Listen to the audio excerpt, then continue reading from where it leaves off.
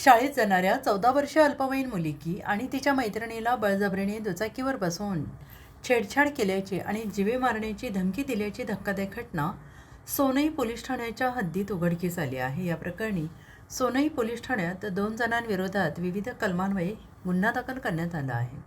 मिळालेल्या माहितीनुसार 10 ऑगस्ट 2026 रोजी सकाळी 10:30 वाजण्याच्या सुमारास 14 वर्ष 10 महिने वयाची पीडित मुलगी आणि तिची मैत्रीण सोनई येथील वृद्धेश्वर जनरल स्टोअर्स समोरून शाळेकडे जात होत्या। त्यावेळी आरोपी कैलास बाळासाहेब विरकर आणि आशिष बंटी साळवे दोघे राहणार धनगरवाडी तालुका नेवासा हे दोघे दुचाकीवरून तेथे आले। त्यांनी मुलींना ओळख दाखवून दुचाकीवर बसण्याला सांगितले।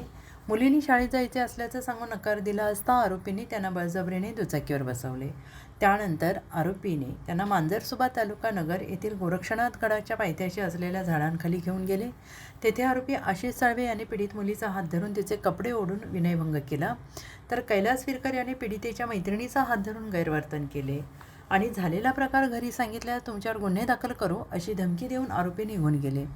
घाबरलेल्या मुलीने घरी जाऊन घडलेला प्रकार पालकांना सांगितल्यानंतर पीडित मुलीच्या तक्रारीवरून 11 ऑगस्ट रोजी सोनई पोलीस ठाण्यात गुन्हा दाखल करण्यात आलेला आहे। या प्रकरणी आरोपींविरोधात भारतीय न्याय संहिता BNS सन 2023 चे कलम 137(2), 74, 115(2), 351(2)(3) सह बालकांचे लैंगिक अपराधांपासून संरक्षण कायदा, पोस्को कलम 8(12) अन्वये गुन्हा रजिस्टर नंबर 356/2026 नोंदवण्यात आला आहे।